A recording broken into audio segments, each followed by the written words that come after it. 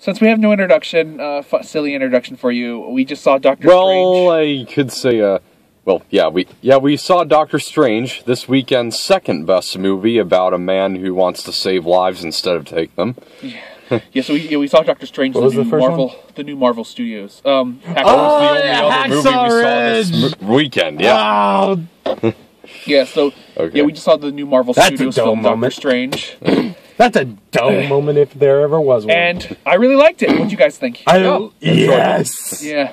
I didn't, because this is actually my second time seeing it. I didn't enjoy them as much as I did the first time, but I still really liked it. I still think it's a really good film. Like, I did, the second time I did think the beginning took a little while. I mean, the beginning sequence with their fighting was pretty good, but then the beginning part was a little boring. But after that, it got pretty interesting after that, so I kind of forgave it, and I can... I agree. It's only like the first part that's kind of boring. It's just it's just. I know. I felt it was just you were kind falling of asleep. You're like. Yeah, I was kind of. It was sort of excessively talky, just filled with exposition. But yeah, after that it was pretty enjoyable. Doctor Strange movie. Yeah, true. But, which is weird. I was surprised you really, because I wasn't sure how this was going to go for you. Because when I saw Ant-Man, I really liked it. And I was like, well, I hope Pop really likes this. And then when you saw it, you're like, no, I didn't like it. I'm like, oh, it was kind of bummed. But now I'm glad you like this one too. But sorry, you were going to say something. I love. I have to say, I love how the Eye of Agamotto, being an Infinity Stone, is just randomly tossed in there. Like, they don't even build it up. Yeah, I know. Everything else has an Infinity Stone in it. They're just like, except for like in Guardians, but like, everything else that has like an Infinity Stone. Like, I forgot what else has Infinity Stone. They just kind of, they don't say anything. Scepter, the Tesseract. Though the weirdest thing though is there is a scene in the original Thor where you can see the Infinity Gauntlet for a second, which is kind of weird. Because Thanos is supposedly supposed to have it, because you see him go, I'm going to do it myself, and he grabs it. I don't know. What I was going to say a moment ago, what makes this kind of less entertaining than other superhero origin stories is that in most superhero movies, the superhero discovers the powers he's obtained himself, and so in this. In this, it's just kind of just a lot of talking, at least for the first act. But still, it's got really impressive visuals, and it's actually a really great movie to see in 3D, and some pretty inventive action sequences. For me, it was I felt dizzy a lot of. I didn't. I actually got way too used to the 3D, so I was just kind of bored. I think it was of how close the 3D. I barely noticed. Maybe it was that. I got too used to it. I don't know. I've seen so many 3D movies now. I just get kind of used to it, and it's kind of in the background. I'm just like, well, I've seen plenty of 3D movies, but this is the first. I think it's because we were sitting so close for me personally, and it just messed with my. Yeah. Well, it's the best we could do because it was kind of full. Yeah. Everyone wants to see this movie, and I want to check how well it did, but my phone service isn't working. I can tell you, right now, it's making out like a bandit at the box office. I mean, from all the tickets that I've sold. But I'm talking about. I'm gonna look it online or whatever the box office thing or whatever. Do you remember in Thor? Do you remember in Thor how they sort of describe magic? Oh, it's just a more advanced. No, science and magic are one and the same. Yeah, this says nope. There is magic, and it's real. Though since you guys haven't seen, I've been watching Agents of S.H.I.E.L.D. and they're dealing with Ghost Rider right now. So I've already been kind of introduced to magic in the cinematic universe because Agents of S.H.I.E.L.D. right now started a while ago, and that has Ghost Rider in it. I thought that was. And Ghost Rider's magic. I thought Agents of S.H.I.E.L.D. was just the creators of the MCU just said, nope, that's not canon. That's not the same thing. No, it is. It's canon. Cinematic. It's related to the cinematic universe. Heck, whenever a movie usually passes by, there's always a mention of it. Like after Thor: The Dark World, there's an episode where at the beginning of the episode after that, they're actually cleaning up the mess Thor made. So yeah, they do the TV shows that are there's all other TV shows too that are, there's the Netflix ones, but then there's going to be one on, I forgot what channel. There's going to be one on a different channel about a cleanup crew in the Marvel Cinematic Universe. I forgot what that one's called. Then there's going to be Cloak and Dagger, which is going to be on Freeform, which is based on another comic property, which also is going to be part of the Cinematic Universe. And then now there's an X-Men one based on the X-Men Universe one coming out on FX. Cloak and Dagger. So, You can look them up. They're pretty interesting. I've heard they're really good. Blockbuster Buster Erod mentioned them. He's like, he brought up that they're really pop. But you can continue. Sorry, keep going. as I was saying, this movie does have some pretty inventive action sequences, even though they do borrow in places from like Inception and The Matrix. I don't know. I didn't really see the Inception, because Inception, there was sort of but Inception. Well, yeah, with just like the folding cities, but there wasn't only like did that once with a folding city, but this actually whoa, they folded everything. Yeah, but then there was also like a rotating hallway. Yeah, kind of. But I've even though that. It's kind of funny when the cloak of levitation is. It reminds me of the cloak of levitation. Yeah, it was kind of like the magic carpet from Aladdin. Yeah. Oh god! I like when to be beaten by a clothing accessory. That guy, if that guy hadn't have died, the rest of them would never have let him live that down. They'd be going, look at that. He's beaten by a bit of cloth. Yeah.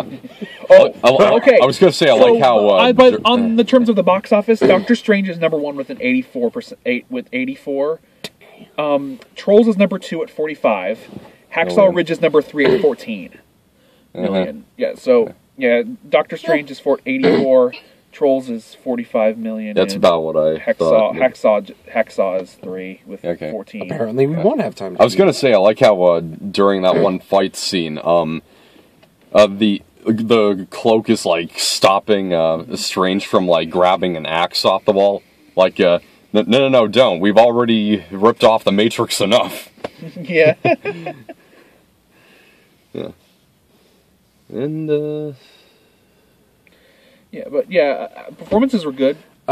Although I did think Cumberbatch's American accent was kind of forced. I didn't agree with that. I felt it was fine. I didn't hear that. It's actually the first time I've ever heard him speak like without a British accent.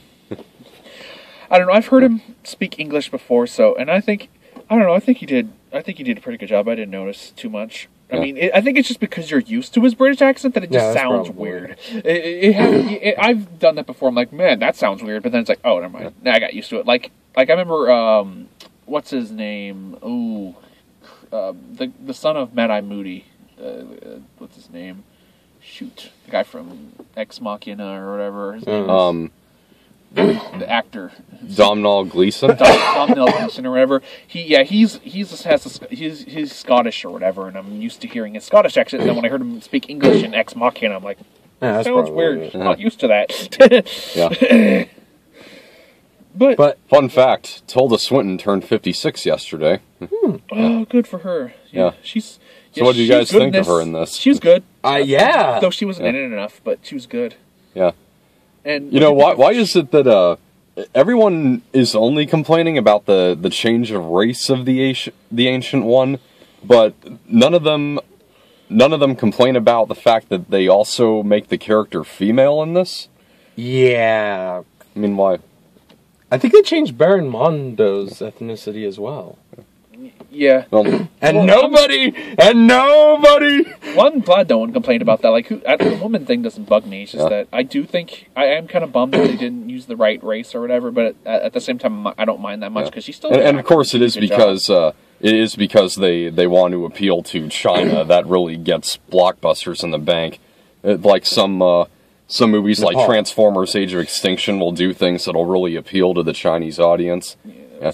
And anyway, I didn't think it was as bad as most people said in Age of Extinction. I didn't think it was as bad as most people said it was, but I did think it was a little odd how much there was like, hey, China, we're cool, or something. Look at that. Yeah. I mean, that's why the Resident Evil movies have been making money, because they always take place in Tokyo, so they always make a lot of money in Japan. That's how Anderson keeps making Resident Evil movies. Yeah. Anyway, despite the Biohazard. despite the alleged whitewashing, I'd say they made up for it. The movie still has a diverse cast. Oh yeah. It's got Chiwetel Ejiofor. He's really good in this. As Mondo? Yeah. Yeah, he's who was Asian in the comics, yeah. And then Benedict Wong playing Wong. Yeah. Okay. And it's also got Stan Lee reprising his cameo from Amazing Spider-Man. Yeah. Yeah, but Just acting really, being really oblivious to Mondo, the fight going on behind him. I like that the... Yeah, well, the difference between that is that he wouldn't have been able to see that, even if... Yeah, I know, but... Yeah. I think not only did Cumberbatch get Strange down, but I think he looked almost like him, too. They did a really good job making him look like Doctor Strange. I haven't read many Doctor Strange... I did start reading the new Doctor Strange comics that are up now, which are pretty cool, because in that he actually turns his levitation, and when he's in the our world, he always turns the levitation cloak into a scarf, which I think is kind of cool. But yeah, I think they did a really good job making him look like him, and I think Scott Derrickson, the director, did a good job for the most part. Though I do agree with Stuckman a little bit about the hand-to-hand combat is a little iffy. But then again, he doesn't usually direct action movies; he usually directs horror movies. So I wasn't too angry about that or whatever. And which is not only that, it's from the director of Sinister. It's also from the writers too, Scott Derrickson and C. Robert Cargill, who both wrote Sinister. Wrote this film with another person. Really? Yeah, they. Huh. And see Robert That's Carter, interesting. the movie critic, which is interesting. Well, because Sinister, like I said before, the first Sinister scared me. The second one made me laugh. Yeah. Well, and they only wrote that one. It had a different director, and I think he obviously took it in like a just typical horror movie style. I don't know what the heck happened with the sequel. I think it would have been much better if Scott came back, or they had someone better behind it. But I think because they had to stick with an established story, rather with Sinister, just go on it. Yeah. Though speaking with with this, because with whenever he makes like a horror movie, he always does research. Like with The Exorcism of Emily Rose, that was the first horror movie he's like well known for. That Scott Derrickson. Oh, you directed that? Yeah, he directed Exorcism of Emily Rose. Yeah. I still got it on I've had that on my watch list for a few years. It's really good, haven't actually. Seen it. Yeah. It's really good. But yeah, he directed that, and it was he did a lot of research because it's loosely based on an actual true story. It's like supposedly even though it says it's the marketing said based on it. When I looked it up, it was actually when I looked up, it looked like it was very loosely based on a true story. No, not as bad as something like The Quiet Ones, or like it's based on a true story, but then you do research and it's total crap. Yeah. Or one where you don't even have to do research, like the Bye Bye Man. Yeah. Oh. Yeah, I don't. Has that come out yet? No, it's coming out in January. Oh, that's a bad sign. That's usually a bad sign. That's the dumping ground. That's why I'm always confused when I saw the trailer for Split and Triple X, when they're always like, yeah, January, like it's a badge of honor. I'm like, I think you should hide that. I think you should be like,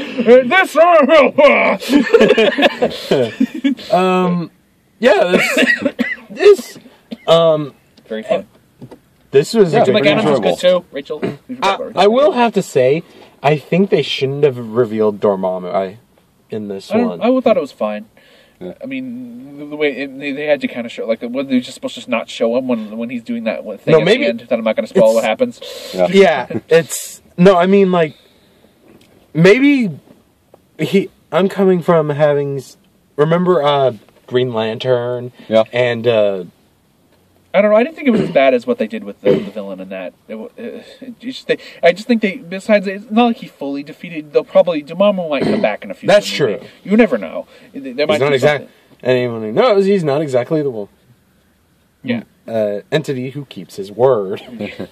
But this was, but I don't know. I really liked this movie. I thought it was cool. I liked how the world worked, the mysticism, all the visuals were really good. Although I do miss of course, the villain wasn't that great. He wasn't terrible. He was definitely he was nowhere as bad as the Dark Elf Lord in the Dark World movie. That guy Christopher Eccleston. Yeah, because I actually read the books. The Dark Elf he's based on is actually a really good villain. He's actually really like sinister and he's really interesting.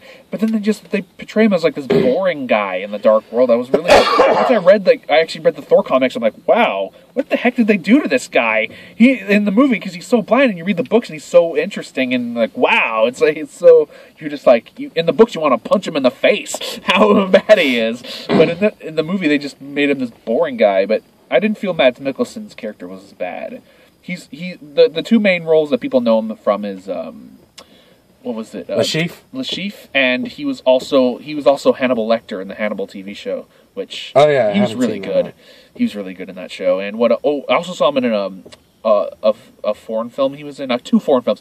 Valhalla Rising, he was good in that, which was that's actually a what's his name directed that the director of Neon Demon and Drive. Nicholas Winding Refn. Yeah, Valhalla, and then another foreign film that he was in, The Hunt. That's not from the same director. That's from a different director. The Hunt. It's a really, I would recommend that one. That's really good. The Hunt is really. I have to say this isn't my favorite design of Dormammu.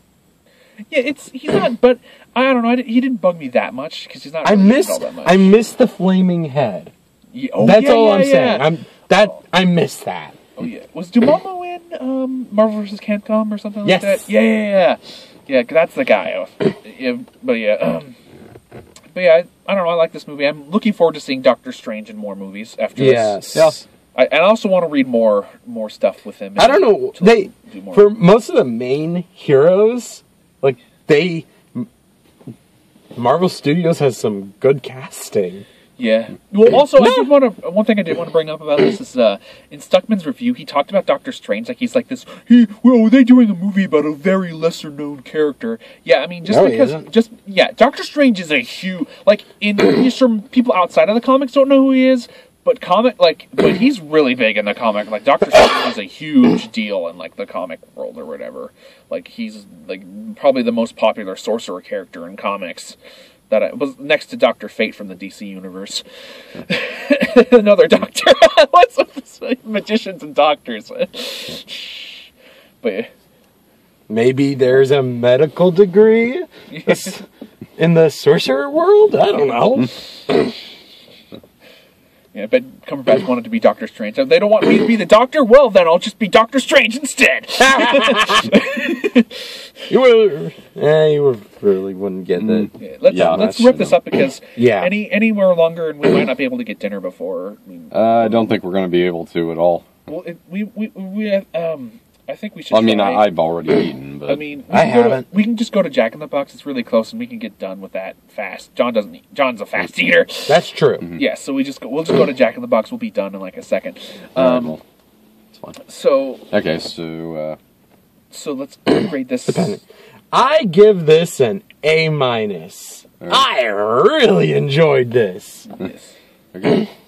Yeah, I enjoyed it pretty well too. The visuals were amazing. Okay, we've already talked. Let's yeah.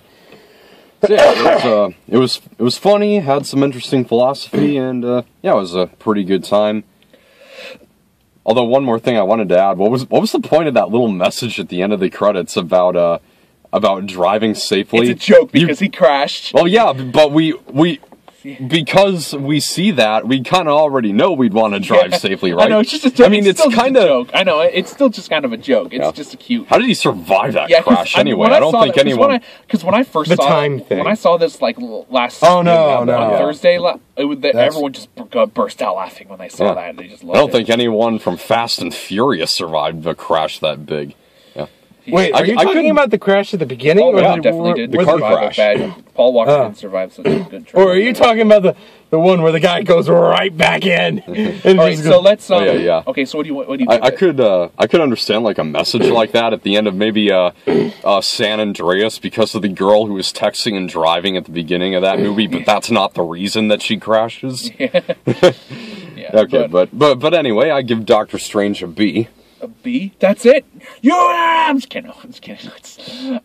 Yeah, I really liked this film. I thought it was a lot of fun, and I liked the music was pretty interesting too. He used a lot of Michael Gagliano or whatever. I can't pronounce his last name. Giacchino.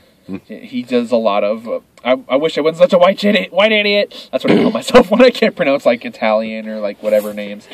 But that's what he does. That's how he uses magic. But yeah. I liked the he used the sitars magic. and like the use of sitars and like all this cool like Middle Eastern stuff. I thought that was really cool. Like you can though it still wasn't super memorable. It isn't like there's no there's no like Superman or Star Wars theme. It's gonna get stuck in your head. But it was still there is an Iron Man theme. Like Iron Man has a theme. Well, yeah, but no one really like if you sing it, like if you. That's true. It's just they're not. They have themes, but they're not very memorable. Most of them aren't very memorable. Is the thing, but it was still better than most. But it still wasn't great, I guess. But there wasn't. Any I'm gonna give this an A. I really like this. Okay. There really wasn't any Yeah, you're right. There wasn't really a recognizable tune. You mean I can remember the dee, but that's it. Anyways, Yeah. So is there anything different worth mentioning about the new Triple X Return of Xander Cage trailer? Well, because I'm the only one who saw it, because I've seen the full trailer online, but I haven't seen it. I saw a bit. It's definitely a little better than the first. Like it doesn't focus like the first one is barely about Xander Cage. It mostly focuses on beautiful ladies for some which is fine. I don't mind beautiful ladies. It's just that it's called Return of Xander Cage, and they focus on other people who aren't Xander Cage in the first trailer. This one they actually do focus, but it still looks like it just. We're kind of done with a movie like this. The whole extreme sports action movies. That kind of died out with the 90s. Yeah, because Triple X was the movie that started that. Like, that was after Triple X. Like we had a slew of just like, yeah, look at these extreme sports. Like we kind of saw that in the Point Break remake last year. Yeah, that was kind of, but that did do very well. Though. Yeah. I'm talking about movies because they were big at the time. Like sometime after Triple X, there was like a lot of the movies that were coming out like that with extreme sports. Like I can't remember. There's one with Stephen Dorff where like they were like a bank. They robbed banks and they like on rollerblades and all this crap. It was a huge. Like I remember another big movie was Torque. That was another one too. That was like extreme motorcycle racing. It was supposed to be like Fast and the Furious, except with motorcycles. I never saw it though. And then there was Red Line, which I heard that was terrible. That was like a racing movie, but yeah, it was mainly the 90s, the mid 90s, the late 90s, and the early 2000s when those were big, and they've kind of died out. And it just looks like no one they're gonna kind of see it, and then they're gonna I don't think people are really gonna be that excited, except for maybe Vin Diesel and Samuel Jackson might kind of get people excited. But it still looks okay. And Donnie Yen too. I forgot Donnie Yen from the movies, the Man movies. He's also going to be in Rogue One later this year. But it looks okay. I'm still need to run to the bathroom. No, I'm still kind of on a no. I just do this whenever I think something is cute. Okay, yeah, husky outside. Yes. Anyways, okay, so that new movie called Life. That looks good. Yeah. Oh yeah. It looks really interesting. Apparently, idea. it's about people who've gone into space yes, people. This may take a while. I'm just gonna keep doing it. Yeah. Life looks really good. It's with Ryan Reynolds and Jake Gyllenhaal and what's her name? Rebecca Ferguson. Yeah. It looks really good. It's about like these astronauts and they go up into space or whatever and they find like the sign of life and I guess stuff happens because we'll have to see what happened. We have to watch the movie because they were very brief. They didn't show much. So kind of looks like Gravity crossed with Alien. Yeah, I know. Or a little. It kind of reminds me of The Thing. It kind of looks like The Thing too. Like do Thing in space or something. Oh yeah, that's what I was thinking. Yeah, maybe that too. Yeah, we'll have to see. We'll have to see. But okay, I'd say yes on that one. Yeah. It looks. So that would be an upgrade to The Thing. Really. Yeah. We'll be like The Thing fused with Alien. And we got the teaser for Pirates of the Caribbean: Dead Men Tell No Tales. I thought it was pretty effective. Well, we also have one more after that, but that was kind of cool. In this teaser trailer, they don't have any of the old characters in it, not Jack or Barbossa or anybody. Actually, I think the main villain who we do see, Javier Bardem, yeah, isn't he the captain of Jack's old ship? Jack, I don't think he was. Jack's- No, he wasn't in. He wasn't in. No, he's Javier Bardem wasn't in any of the other movies. No. In Dead Man's Chest, they mentioned that Jack served on a ship and it sank, and Davy Jones rose it, and he became captain, and that became the Flying Dutchman. Yeah. No. Davy Jones rose the ship, and that ship became the Black Pearl. No, right, yeah. Okay. And so, But it wasn't called the Black Pearl beforehand. Yeah. So, I actually Feel don't free even to know, correct, folks. I don't even know what characters are returning in this other than Jack Sparrow. Well, From what I've read, it's about a search for the Trident of Poseidon. I like. You know what they had the found of? They can throw a little Greek mythology in there. Yeah, sure. Yeah. Why not? Though I liked that. Come on. They brought the. Yeah, but I thought it was a pretty good trailer. Actually, I thought it was really mysterious and interesting, and they hid. They just kind of showed the film. I thought that was interesting. I thought they would, and I like the directors. They did. I have still not seen the movie they did that everyone says is great, Kon-Tiki. But I did see the first. They directed the first. It's like a foreign language film about this guy who's a sailor or whatever, and he gets lost. It looks really good though, from what I've seen in the trailer. They also directed the first 2 episodes of the Netflix show Marco Polo. I have not seen that either. But I've seen the first episode, and yeah, they're really good. So that's why I'm excited for this one, because I like the directors, and I think they might bring something interesting to it. So we'll see. Yeah. Though I don't know, it might be a bit too late though for Pirates. That's why I'm a little nervous about money wise. Yeah. Though I hope no one thinks, because whenever I see the Fantastic Beasts trailer, I always think of when we saw Jack Reacher. Because after the Fantastic Beasts trailer came out, someone's like, "Man, someone's trying to milk that series for what it's worth." I just always think of that now. Thanks, Guy. Whatever his name is. Yeah, but unlike Pirates, Harry Potter has a lore. Most of the movies even the books just focus on England, really. Yeah, or I know. But Scotland, let's or wherever the hell that Whatever. school But is yeah, located. I'm gonna give Pirates a yes, definitely. Yeah. I'm actually kind of Why looking not? forward to it. And especially because I'm actually because I actually really like the last one. I know a lot of people didn't, but I think because they got rid of the whole drama with Will and Elizabeth. They kind of got rid of that. But they just replaced it kind with of something else. Kind of. There was a mermaid and the guy, kind of, but it wasn't really focused on it with Finnick Odair. He was in that one, I think. But they kind of. There was something like that, but I felt they handled. But I didn't. I kind of never really noticed. I was mainly focusing on Jack Sparrow, and there was kind of a thing with Penelope Cruz, but I didn't think it was that serious. Yeah. And then one more. Also, I thought McShane was great as Blackbeard, so it's like. I'm pretty sure we won't have time for food. No, it's all right. Well, like I said, It's at 9:20. It's 9:07. Yeah. That's like that is off because it's standard. Yeah, no, I haven't. I had 9:08 switched it yet. Yeah. So about Guardians of the Galaxy, What do you think? I want to hear your first. Well, let me say with the first movie, the only real plot I saw with that movie was promote 60s and 70s hits. And in the sequel, they're not even going to hide it. You know how I know this? Because the movie is literally titled Guardians of the Galaxy Volume 2. Well, yeah, because it works so well. It worked so well with the first one. They might as well have continued. Yeah. Also, I don't know what you said about any plot. I kind of saw a plot. Also, the reuse of "Hooked on a Feeling" in the trailer. Yeah, which I don't like. I don't like that song, so I don't really care. Ooga, shaka. I just don't. I don't particularly like that song, and it's not a very good. Especially because it's a cover. The song that everyone really, yeah, it's a cover of a much better. The original version's way better. Well, we're gonna get plenty of covers of other songs later tonight. Because trolls. But so. What do you think of the trailer though? What did you actually think of the Guardians trailer? Yes. I don't know, just kind of indifferent to it. I'm definitely giving it a yes, but I did have one problem, and I know everyone.